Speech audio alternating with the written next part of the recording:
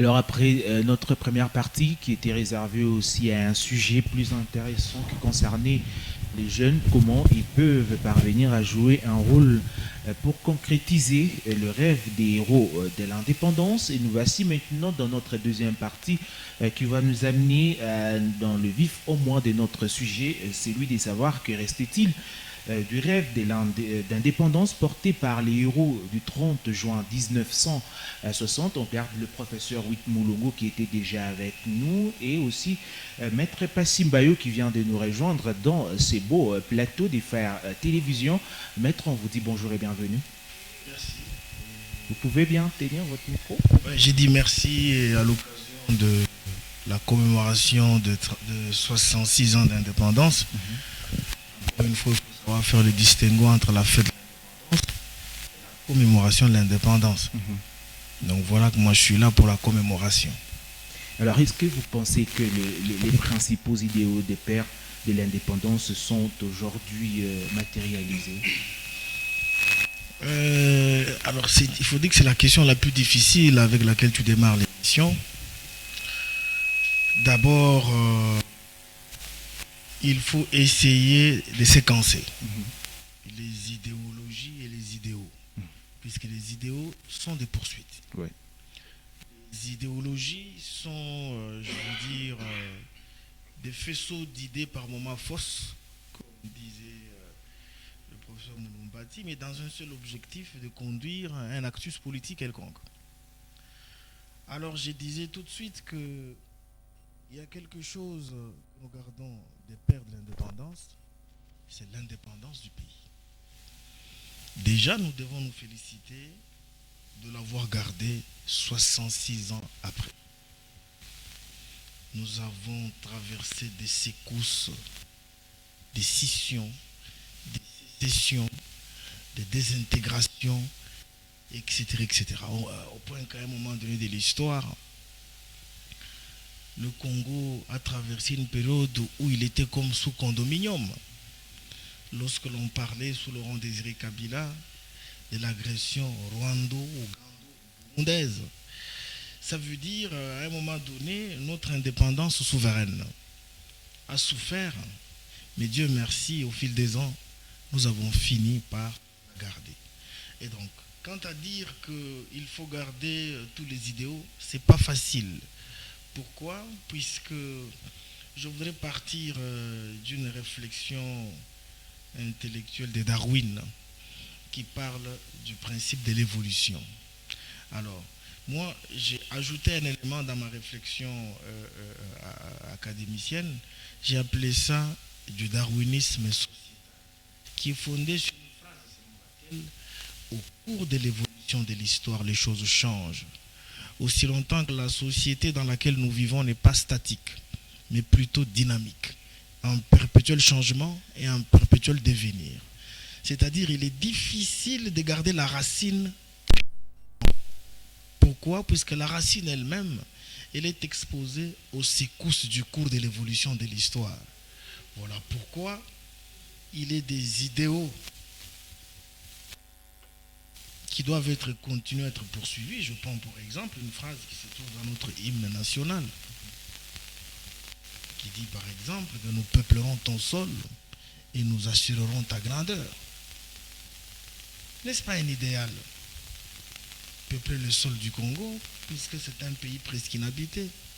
De Lubumbashi à Kipushi, tu ne vois que des étendues, je sais pas, de savane ou de forêt claire. Et il faut arriver quelque part pour retrouver, je sais pas, Mimboulou ou voilà, on arrive à Kipushi. Et vous venez de le dire que nous avons gardé au moins cette indépendance. Nous l'avons gardée dans quel? Oui, mais d'abord l'indépendance elle-même, nous ne l'avons pas acquise dans la paix. Nous l'avons acquise dans des conditions les plus ataxiques possibles. Je t'informe que 5 mois après, 4 mois après l'accession de l'indépendance, certains leaders de l'indépendance ont été foutus en prison avec la complicité des ambassades belges et américaines. Et on a manipulé certains Congolais au pays à l'époque. Et je t'informe que le 6e mois qui suivait, quelques jours, Lumumba, Mpolo et Okito, ont été zigouillés à 45 km de Lubumbashi ici. Est-ce que tu sais que le premier gouvernement de 1960 n'a même pas su présenter son programme de gouvernement? Il ne faut pas qu'on trompe l'opinion. L'opinion doit savoir que nous avons accédé à l'indépendance dans les conditions les plus difficiles de l'histoire.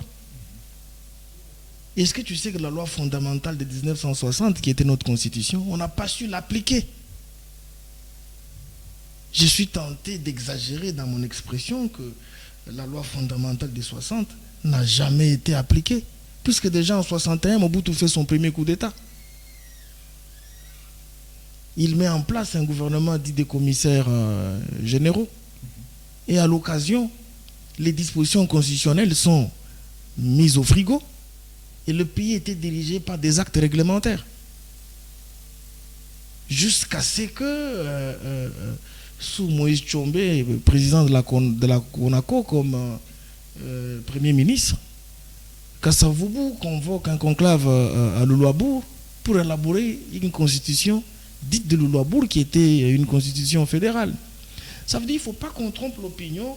On pense que cette indépendance, nous l'avons acquise dans les conditions les plus pittoresques ou les plus ataraxiques. Non, mais plutôt dans les conditions les plus ataxiques, juridiquement, politiquement et sociologiquement. Okay. Et donc moi je pense que il y a vite un proverbe qui me vient à l'esprit.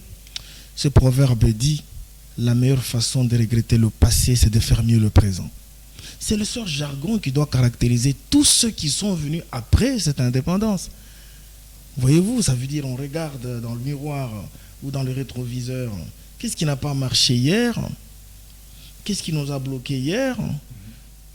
Nous regrettons effectivement ce passé-là. Okay. Et puis nous tentons, avant que le professeur ne prenne la parole, il y a quelque chose pour laquelle vous avez fait une remontée. Je n'ai pas dit un mot à propos. Alors je disais que nous avons acquis l'indépendance et que tout ce qui avait été fait en 60 n'était pas parfait. Et je te signale que de régime en régime, il y a des choses qui ont été faites et des choses qui n'ont pas été faites et des choses qui ont été mal faites. D'où mon principe que j'ai évoqué tout à l'heure. La meilleure façon de regretter le passé, c'est de faire mieux le présent. Alors avec le professeur, certaines personnes disent que le Congo n'était pas prêt pour obtenir son indépendance, vu ce que nous vivons aujourd'hui. Est-ce que vous partagez au moins le même point de vue aujourd'hui, 66 ans après? Qu'est-ce que ça veut dire que le Congo n'était pas prêt?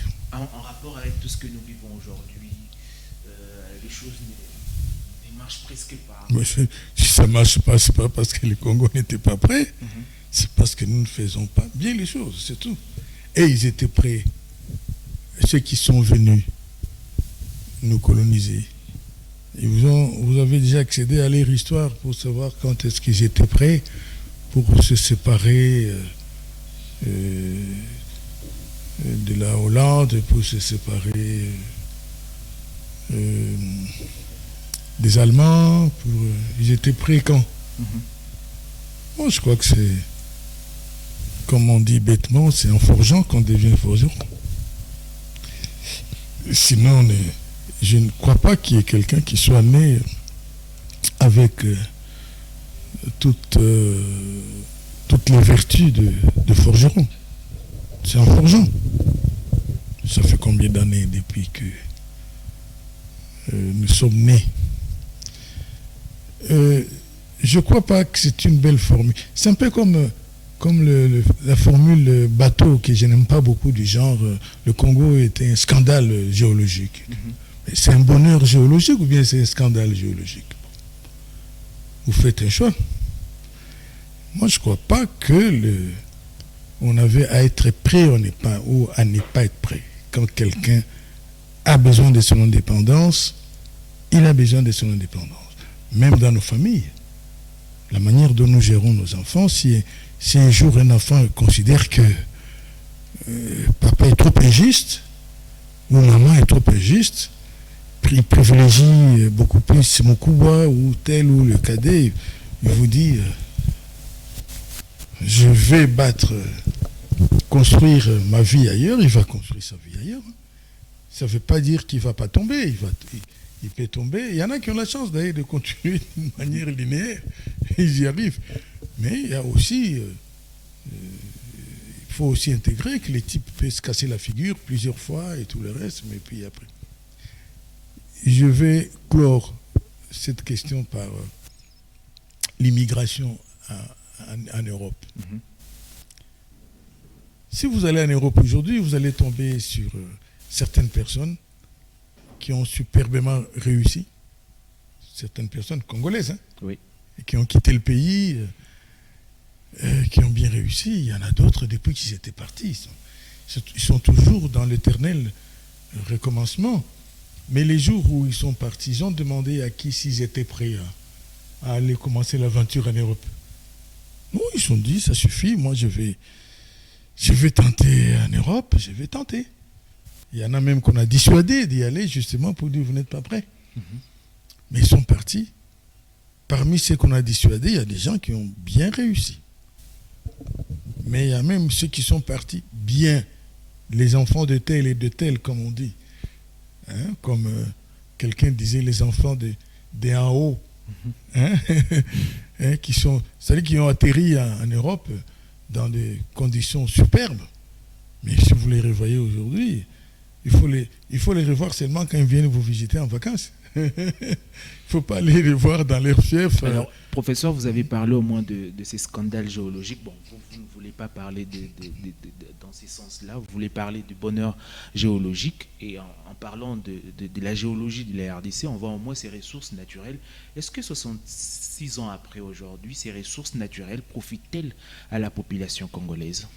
C'est ça la question. Ce n'est pas le fait de se définir comme vivant en scandale parce qu'on en a beaucoup sous le sol. Non, c'est le fait de qu'a-t-on fait de ça? Que faisons-nous de ça? Il me souvient quand nous étions à la conférence nationale souveraine, après beaucoup de débats, d'accrochages en plénière, Monseigneur nous ramenait toujours à la raison. Et puis il y avait toujours Monseigneur Mosengo, hein, il avait toujours cette formule pour dire nous devons faire un effort parce que Dieu nous posera la question suivante. Qu'avez-vous fait de ces pays? Qu'avez-vous fait de toutes ces richesses que je vous ai données? Je crois que c'est ça la vraie question. Oui. Et réponse. On a beaucoup dépensé. Pas toujours positivement. Je vais redire les choses autrement. On a beaucoup plus enrichi l'extérieur que nous nous sommes enrichis nous-mêmes.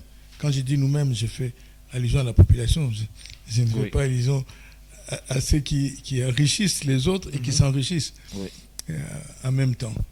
Donc, on peut dire que les pères des indépendances nous ont livré un pays riche, ont réussi à nous libérer un pays riche avec toutes ses richesses, toutes les possibilités sociologico-scientifiques même. Hein. Mais avec ces richesses-là, nous sommes plus permis à enrichir ceux qui ont amené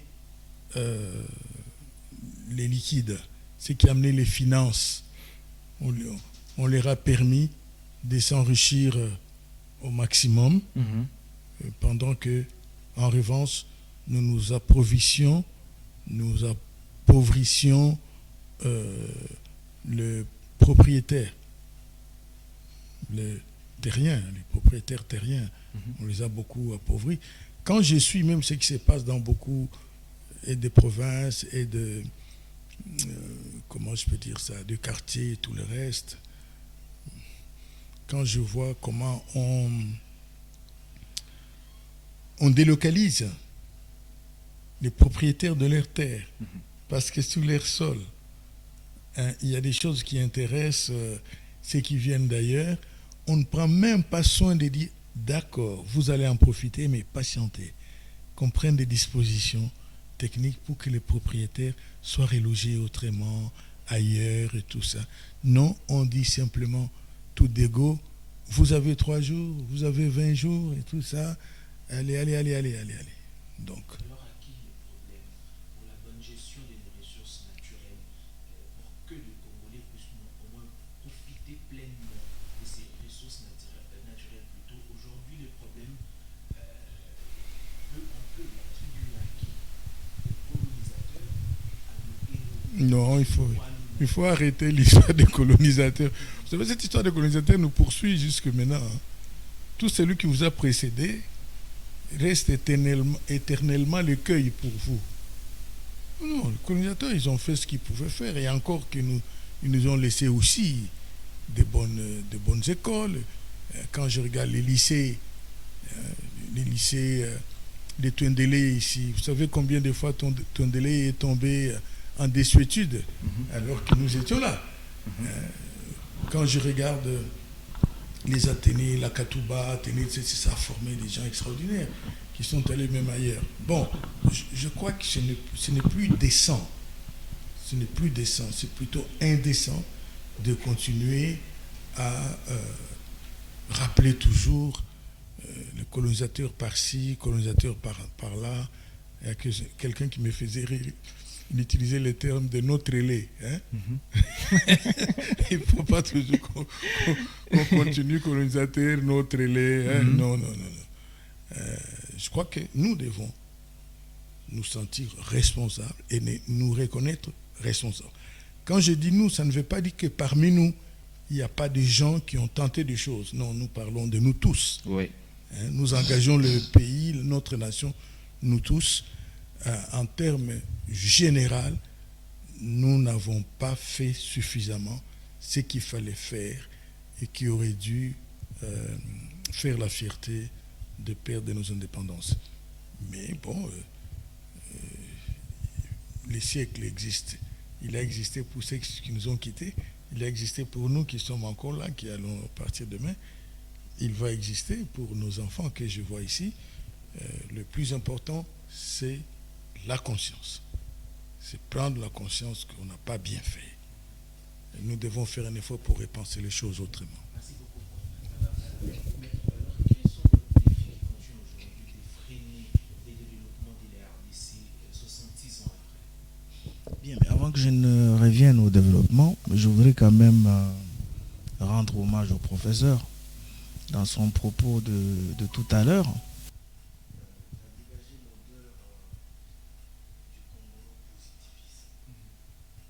Contrario des Congolos pessimistes, puisqu'il parle de la conférence nationale souveraine, un de ses collègues qui était Mulumba Lukoji, ancien premier ministre, parlait à la CNS du Congolo pessimisme. Mais c'est quoi le Congolo pessimisme? Il parlait du zaïro-pessimisme, mais voilà, nous sommes au Congo, c'est le même pays. Alors, mais en quoi consistait le zaïro-pessimisme? C'est en fait ce manque de conscience, un sentiment négatif qui habite certains Congolais, à ne pas croire en un avenir meilleur. Pour eux, le tableau futur du Congo est noir. Au point que dans notre Swahili, surtout en Swahili et en Lingala, il y a eu un jargon, j'ai dit antipatriotique, qui était devenu populaire.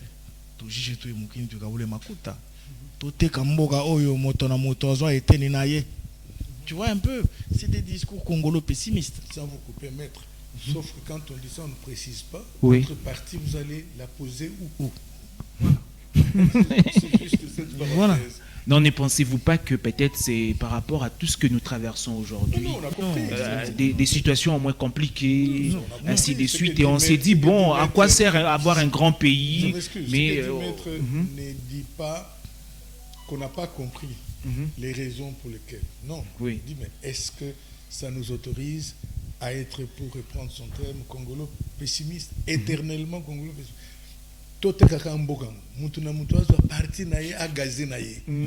Mais vous ne précisez pas.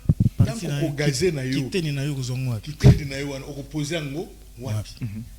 fait, c'est ça, c'est pour ça que j'ai ouvert cette parenthèse. C'est qu'on pose des formules à moitié. Pratiquement psychopathe en quelque sorte. Non fini. Oui. Non fini. Compléter la démarche. C'est une démarche. Il faut la compléter. Quand on vend, on fait quoi après?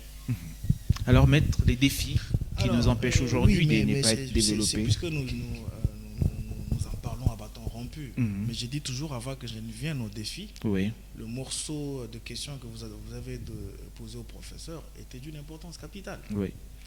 Alors, j'étais en train de dire que le congolais pessimisme est un vice qu'il faut refuser. Même chez vous, les jeunes. Comment est-ce possible que, même à moi qui te parle, j'ai quitté l'université pendant que le professeur était secrétaire général académique? Voyez-vous, je rappelle même qu'il m'a chassé de l'université pour me répandre après. Tu vois ce qui se passe? Mais nous quittons l'université. C'est vrai que il y a une profession libérale qui m'attendait. Il n'y avait que deux professions qui m'attendaient principalement. Soit magistrat, soit avocat. Ben, je ne voulais pas faire la magistrature, question de restreindre ma liberté politique et démocratique. Mais écoute, le régime de « j'ai l'honneur de venir auprès de vous solliciter un emploi. Voici mon CV ». Mais est-ce que tu sais qu'à l'époque de la mondialisation, l'emploi est en voie de disparition? 66 ans d'indépendance après, si la jeunesse ne le comprend pas, eh bien nous sommes partis pour la gloire. Oui. L'intelligence artificielle a tué l'emploi au profit de la robotique.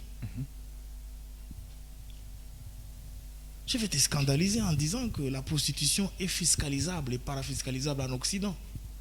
Mais aujourd'hui, l'intelligence artificielle a commencé à fabriquer des prostituées artificielles. Et les gens s'en empiffrent comme des fous. Et donc même la prostitution devient un métier en voie de disparition. Ça veut dire, devant une situation comme celle-là, nous commémorons 66 ans d'indépendance en pleine mondialisation, en plein village planétaire. Est-ce que les Congolais... Attendez, c'est très important, je veux dire. Oui. Ça veut dire l'entrepreneuriat. Tu vois le mot entrepreneuriat quand on parle, ou ne voit mon français, il y a des principes effectivement en entrepreneuriat. Mais à tous ces gens qui parlent français aujourd'hui sont des enfants de mamans qui étaient vendeuses de manioc, vendeuses de légumes, etc. etc. Mais c'était de l'entrepreneuriat. Voyez-vous? Ça veut dire qu'il ne faut pas que nous soyons un pays, je parlais du Congo, le pessimisme. Tout le monde a des yeux braqués simplement sur ceux qui nous dirigent, au point que l'on pense que le bonheur se trouve en politique. Alors que l'entrepreneuriat est une source de création de richesse et de stabilité. Je vais te faire rire avant que je n'arrive au défi. Bon, je vais à Namur, chez une grande sœur dont le mari est un ancien joueur de léopard. Mais cet ancien joueur de léopard, demande-moi qu'est-ce qu'il fait. Après ses études de papier au stylo, mais les choses n'ont pas marché en Belgique. Il a été formé comme ajusteur, comme l'a dit le prof forgeron. Et il y a de l'argent là-bas. Il est tout stable. Ça veut dire que la formation professionnelle n'est pas simplement l'affaire des analphabètes, des illettrés, des semi-lettrés. Même un licencié peut aller en formation professionnelle. C'est une question de stratégie de survie. Mais j'ai trouvé une cousine en France qui avait déjà un master en économie. Mais tu sais où elle travaille? Elle fait la bouillie à l'hospice des vieillards. Donc ça veut dire il faut mettre fin au fantasme, s'approprier l'indépendance signifie ce que j'ai dit tout à l'heure, la meilleure façon de regretter le passé, c'est de faire mieux le présent. Maintenant, puisque vous parlez des défis. Les défis, oui. Écoute, le développement, un jour dans l'auditoire, un étudiant me pose la question, mais professeur, puisque tu vois, quand on enseigne là, on fait la ronde autour du monde, n'est-ce pas? On prend la définition du développement selon les PNUD, selon la Banque mondiale, selon la BAD, selon tel auteur, Yves Lacoste, etc., etc. Mais cet étudiant me venait de l'Itourie à l'époque, il y a de cela 12 ans, un certain Moutarabagne, que je ne m'abuse. Mais il me dit, mais professeur, qu'est-ce que je dis? Il me dit, monsieur l'enseignant, mais c'est quoi alors le développement selon vous? Je lui dis, en dehors du fait qu'il ait dit que le développement est une question de tout homme et de tout l'homme, mais pour un pays comme le Congo, le développement doit devenir la première gestion de tous les éléments systémiques et constitutifs de l'État. Maintenant, j'avais été scandalisé. On parle des minéraux, n'est-ce pas? J'ai aimé le prof dans son congolo-positivisme. Il dit qu'il ne faut plus parler de scandale géologique, il faut parler de bonheur géologique. Mais le bonheur géologique n'est bonheur quand? Que lorsque l'État finance les recherches géologiques. L'exploitation minière, je te dis, est une question extrêmement coûteuse. Quel que soit le degré souple de minerai, puisque les minéraux les plus souples,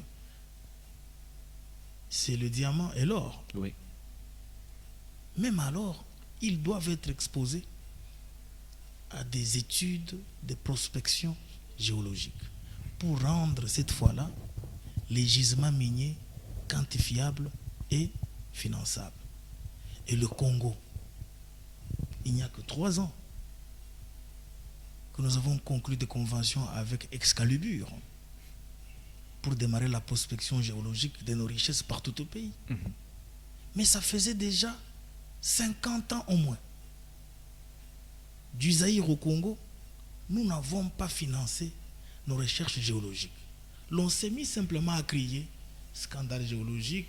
Aujourd'hui, moi aussi, j'ai changé de jargon. Bonheur géologique.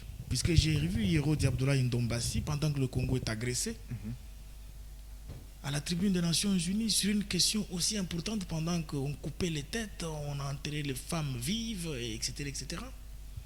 Quand il prend parole, il commence à dire Congo, capitale mondiale du diamant.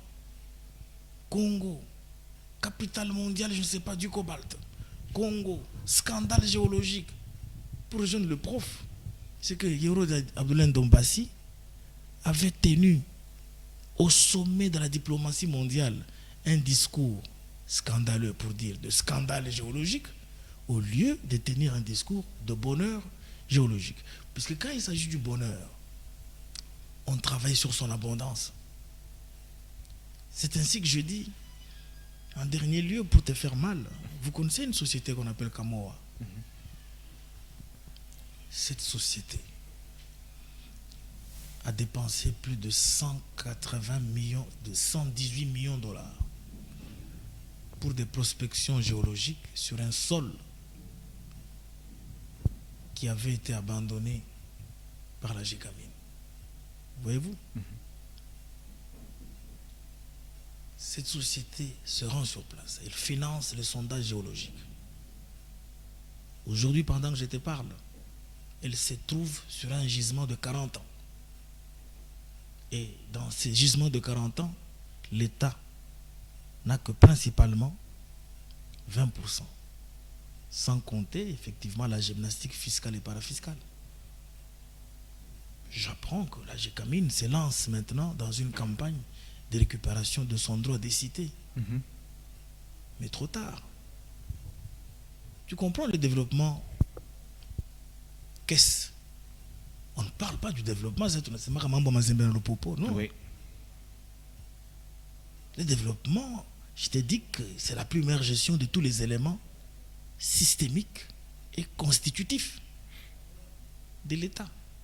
Un dernier exemple pour te scandaliser. Il y a de cela 6 ans, des milliardaires allemands reviennent au pays. Ils veulent exploiter l'eau du fleuve Congo. D'abord, ils présentent un tableau en disant, depuis que ce fleuve existe, depuis que nous l'avons comme fleuve dans la RDC, puisque avant la conférence de Berlin, on ne sait pas si ce fleuve nous appartenait. Je l'aime, ce fleuve, puisqu'il est le premier symbole de l'unité nationale. Il passe partout au pays. Il est nourri par tous les coins de la République. Alors, mais imagine-toi, ils disent que depuis que vous êtes indépendant, l'eau douce qui coule ici, nous avons fait des calculs. Voici, c'est pas des tonnes et des tonnes de milliards que le Congo a perdu, puisque nous sommes la deuxième puissance en termes d'embouchure qui déverse de l'eau dans l'océan. Alors, ils disent que nous voulons vendre de l'eau. Nous voulons partir. Il était question de partir par l'Ubangui, mais l'État a refusé, puisque si on prend l'eau par Ubangui, on n'aura plus d'électricité, puisque la puissance d'eau qui nourrit Inga et autres va provoquer de l'étiage.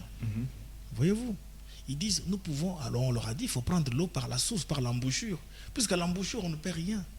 Et puis, qu'on construisait des aqueducs qui vont aller, c'est pas nourrir le lac Tchad, et puis, jusque c'est pas dans le Golfe, ou soit dans l'Orient, ou l'Afrique du Nord, qui ont besoin d'eau douce, etc., etc.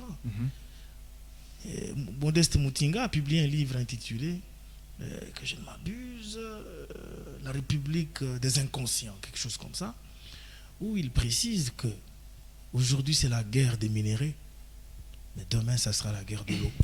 Merci beaucoup. Alors, mais toutes ces guerres-là qu'on annonce comme ça ne sont pas des boutades. Oui. Il y aura effectivement la guerre, mais il faudra que cette guerre nous trouve consciente. Mais s'il te plaît, il y a un élément qui a sauté dans mon esprit. Peut-être les derniers. Oui, avec lesquels je voulais paraphraser le prof, puisque dans ta question, tu disais, mais est-ce qu'on n'était pas prêt pour l'indépendance? Oui. Mais mon cher ami, paraphrasant le professeur, après la conférence de Berlin, lorsque nous sommes Association internationale africaine, dans cette zone ici, nous étions 43 millions d'habitants. Tu vois? Nous avons connu ce qu'on appelle une colonisation d'exploitation. Tu vois, pour placer le rail et construire la Gécamine, l'union minière du Haut-Katanga que tu vois, il est des gens dont on coupait les bourses, on coupait les pommes de main dans la forêt de l'Équateur, même dans l'ex-Kisangani. Tu as béni chez Kongouane qui a caoutchouc, comment on appelle, c'est les VA ou c'est les VA. Tu vois un peu. Léopold II a été accusé par les médias internationaux de génocide au Congo. Le premier génocide est parti de la soumission de l'époque coloniale. En 80 ans de soumission, nous avons accédé à l'indépendance à environ 20 millions d'habitants. C'est-à-dire, les leaders qui s'est battu en 1960 sont nés des décombres du génocide. Quoi de plus normal que de ne se battre que pour arracher l'indépendance de 43 millions à 20 millions d'habitants? Ni Bantu Kololo Barekoufoua. Tu vois? Oui. Donc, la jeunesse que vous êtes, vous ne devez pas faire semblant de cet aspect des choses. Le droit, la logique juridique nous a pondu une manière de réfléchir en disant tout homme placé dans les mêmes circonstances que, comment agirait-il? Ça veut dire les leaders de 60 n'avaient pas de choix, si ce n'est que réclamer l'indépendance dans l'immédiat. Voilà pourquoi le manifeste, comment j'appelais ça, de conscience africaine qui était piloté par les catholiques, Maloula en tête, devrait être jeté à la poubelle, puisqu'ils voulaient d'une indépendance sans souveraineté. Donc nos leaders politiques, certains étaient des semi-lettrés. J'imagine que l'esprit divin les a conduits à pouvoir exiger l'indépendance. Alors, professeur, je crois que, vu votre âge, on doit aussi vous libérer à temps. Peut-être la toute dernière question, avant que je vous libère, c'est parler au moins de l'héritage de cette indépendance. Comment arriver au moins à préserver cet héritage que nos héros nationaux nous ont légué? Moi, je ne vais pas compliquer les bidons, je vais convoquer Selma Moussé, qui nous a légué une formule programme. Ne jamais trahir le Congo. Oui. Je veux dire, on peut pérorer pendant des siècles et tout ça, mais si on n'a pas compris ça, ça sera l'éternel recommencement. N'aie jamais trahi le Congo. Une autre variante, c'est prenez-vous en charge. Je crois que les deux éléments définissent l'héritage et les perspectives, la programmation de ce que nous devons devenir, de ce que vous devez devenir après nous. Ne jamais trahir le Congo, ni pour s'enrichir trop, ni pour enrichir trop les autres. Mais j'ai dit souvent à mes étudiants et même à certains de mes petits-enfants, j'ai dit, je crois que pour que les choses changent chez nous, il faut qu'on change aussi la définition du bonheur chez nous. On a hérité d'une définition de ceux qui nous ont précédés qui était calquée sur le souci de copier les Blancs. Vous voyez, le bonheur, c'était faire comme les Blancs, devenir comme un Blanc. Si bien que même lorsqu'on avait, par exemple, des espaces, des grands espaces pour se construire une belle maisonnette et tout ça, non, on rêvait d'être dans un appartement. Le bonheur, c'est dans cet appartement-là. Mais voilà, où vous ne pouvez même pas accéder à la nature et tout ça. Bon, ils nous ont un peu piégés comme ça. Ça fait que même nous tous, lorsque nous suivons, on vous nomme ministre. Le bonheur, c'est pour que quand on passe, quand les gens passent, ils se disent, on a eu l'étage, il y a pauvre moulon. On a eu le bonheur, c'est ça le bonheur. Non, je crois qu'il faut qu'on apprenne à... J'ai suivi Maître, j'ai bien compris qu'il a suffisamment tourné à l'extérieur. Mais si en France, même en Belgique, on vous montre ce qu'on appelle villa. Moi, la première fois qu'on me montre, on s'est promené au nord de Villepinte là-bas. On me dit, je vois c'est marqué villa tel. J'ai dit au gars qui me traînait là, j'ai dit, mais une des villas. C'était un Kinois. Il me dit, mais villa, j'ai dit, mais on doit chauffer une habitude de Kinshasa. Vous comprenez? Le type qui est dedans là, ça peut être même un DG d'une grande société. Mais l'essentiel pour lui, c'est que cet espace-là, il a tout essentiel.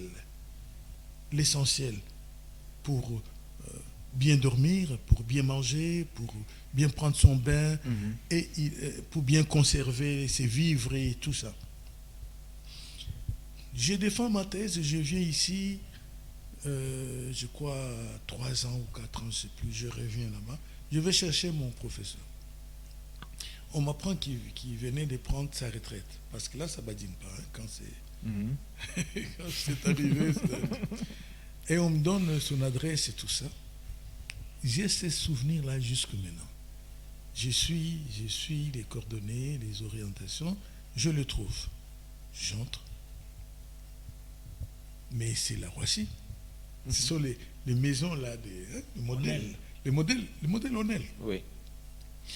Il y a l'essentiel. J'avais vu, donc vous avez quelque part là, où il a son canapé, 2 chaises et tout ça, et puis au bout gauche, il y a une table, là où nous avions mangé, et dans le dos là-bas, il y a une palette j'appelle ça palette, mais des livres. Donc sa biblio est rangée là-dedans. Et évidemment, vous montez un peu comme l'Onel les maisons de Bandal ou de Kitambo. Vous montez, et c'est là où il avait sa chambre et la chambre de son unique enfant qu'il avait. Enfin, qu'il avait en ce temps-là, la cadette, parce que les autres c'était déjà des garçons. J'ai commencé à raisonner, même quand je suis rentré ici. Mais tu ne sentais pas que ces messieurs-là avaient envie qu'on lui donne je ne sais quoi comme villa? Non. La définition de son bonheur. J'ai des enfants. Ok. Est-ce que j'ai un endroit pour les protéger contre les intempéries? Si la réponse est positive, je suis heureux. Est-ce que j'ai de quoi nourrir ces enfants-là décemment? Décemment. Tout le monde peut nourrir quelqu'un, c'est des besoins. Mais si je peux déjà le nourrir décemment, si la réponse est oui, je suis heureux. Ces enfants, est-ce que je suis en mesure de les amener dans une école où ils vont accéder à des formations convenables et tout ça? Si la réponse est oui. Ok. Après, est-ce que j'ai acquis la possibilité de les y amener d'une manière aisée? C'est-à-dire un 4x4 ou je ne sais pas quoi, ou 4 pneus, tout. Oui. Bon, en tout cas une trottinette pour que les enfants n'arrivent pas en retard, des choses comme ça. Mais je regarde Maître, on revient à la problématique du développement qu'on a frôlé tout à l'heure. Le développement, c'est un peu l'accès à tout ça. Si demain, hier, je n'avais pas la possibilité de les amener décemment, mais aujourd'hui, je peux les amener décemment. Décemment, oui. Je me suis développé. Et ensuite, ils ne pouvaient pas manger les beefsteaks et tout le reste. Maintenant, je suis en mesure aussi, même une fois à la semaine, ils peuvent manger les morceaux de viande. Mais je me suis développé. Merci. Donc, je voulais me résumer juste pour dire que le bonheur est à redéfinir. Et si on le redéfinit d'une manière modeste, on ne volera plus nos concitoyens. Lorsque on vous a déjà donné la possibilité de vous suffire, œuvrez pour que vos concitoyens se suffisent aussi. Pour ça, Mouzé, prenez-vous en charge. Ne jamais trahir le Congo. Merci beaucoup, professeur. C'était un honneur de vous avoir aujourd'hui. Comme dit la Bible, contentez-vous de ce que vous avez. Oui, de vous avoir au moins Ne jamais trahir le Congo, Congo est devenu un principe institutionnel qui Oui. caractérise les forces armées congolaises. Et même dans la nouvelle loi de programmation militaire, c'est resté un principe sacro-saint de l'armée. Tu vois? Oui. Et donc, ce mot est devenu une institution. Donc, par toute voie de conséquence, voilà des idéaux, des idéologies. Vous pouvez remonter votre micro, maître? Des idéaux, des idéologies, des anciens qu'il faut prendre en compte. Les anciens n'ont pas été des anges pour être totalement parfaits. Parfait. Non. Même les anges, il y a des anges au ciel qui ont été précipités avec le diable. Tu vois, donc la perfection est restée le seul domaine réservé de Dieu. Même dans l'histoire, tu as appris qu'il y a des anges qui sont venus aimer la beauté terrienne. Oui. Ils ont fait des enfants. Dont on dit Goliath, c'est un enfant qui serait né d'un raccordement passionnel frauduleux entre des anges et des humains. Mais ça veut dire, ceux qui nous ont précédés n'ont pas été des anges. Ils ont été des humains. L'humain est astreint. Pendant qu'il marche, pendant qu'il parle, pendant qu'il mange, pendant qu'il respire, il conjugue le positif et le négatif. C'est un principe inévitable, il est existentiel. Et donc prenons le positif de tous les anciens pour construire l'avenir de la RDC. Tout en gardant la conscience des 66 ans d'indépendance. Merci aussi, merci professeur. Je vous remercie également de m'avoir associé à cet événement. Merci beaucoup, professeur. Alors, on prend une transition, question de libérer le professeur et on reprend le plateau juste après.